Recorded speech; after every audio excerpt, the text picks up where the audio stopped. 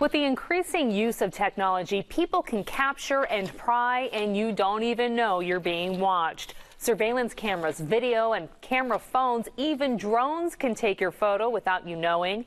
Jackalyn Kovac looks into how this can happen and what you can do to stop it. Privacy. It's sometimes considered one of the most basic human rights, and we all protect ourselves to a point. Whether it's walking to a quiet spot for a phone call, closing the curtains in our home, or even shutting the bathroom door. But could that privacy be violated, and is there anything you can do about it? I wouldn't be very happy about it. I mean, that should be against the law.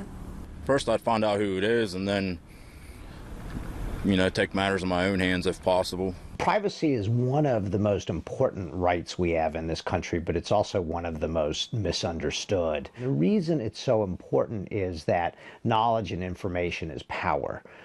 If you get images of other people, if you get access to this information, aside from things like identity theft, it could be embarrassing. Online, embarrassing photographs can be found anywhere, from Facebook to Twitter, even a website dedicated to humiliating people who shop in big box stores. For example, peopleofwalmart.com. I'd be very upset because I've seen some crazy videos on there. We did some digging and found that most social media sites don't require any sort of consent before these pictures are uploaded to the websites. Only People of Walmart required consent. But with dozens of photos uploaded every week, we wondered what could someone do to have their photo removed?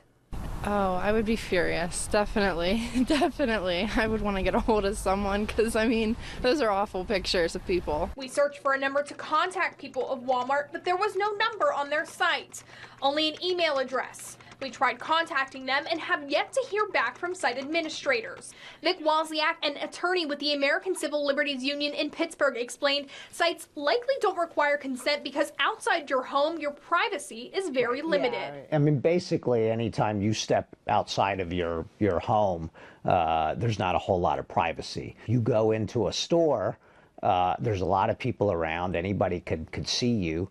You don't have that expectation of privacy, and there's really no restriction on either the company itself, the store, or somebody else taking videos of you. And what about drones? I think they're awesome. Right now, there is little regulation for private citizens using the equipment, but some are concerned their privacy could be compromised. I would be scared, though. Definitely, yeah. Philip Lewis makes music videos and bought a quadcopter for the new perspective and angles. Because the quadcopter is so small, you can get anywhere. And it's safer than using a helicopter and easier and actually less expensive. So I thought it was a great tool to use for filmmaking. Lewis says drones should be handled with responsibility and the user should have a clear moral purpose. I think anyone who buys one should know what they're doing, why they're doing it, and not just buy in for the sense of being a peeping Tom or they just want to play around their neighborhood. It should have a purpose.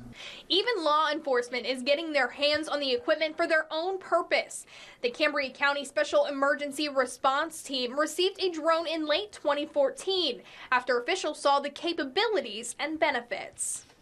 We may be able to use it in a situation like that where we have somebody who is lost or injured and we're looking for them. We could use it during those to cover a lot more territory than you can on foot. Right now, the drone hasn't been put to use by authorities due to the lack of state regulation and policy. We have to find out what all the regulations are on where we can use it, when we can use it, what qualifications we need to be able to use it, and also we have to develop policies and procedures as to when we're going to use it. Owen says the drone would not be used for everyday police work. But what if you discovered your picture or video of you online that you would like to see disappear? Walczak says once you're outside your home, there really isn't much you can do. If somebody's taking your image and putting it up on a website, and even if they're saying things that are not particularly flattering, that would generally be considered freedom of speech. And you'd really have to go way over the top before that would be actionable. But if you're inside your home or behind a privacy fence in your yard, you do have some options. There are privacy laws in Pennsylvania that can make spying on you a criminal act. If you feel your privacy has been violated, you should contact a lawyer to best decide your course of action. Jackalyn Kovac, 6 News.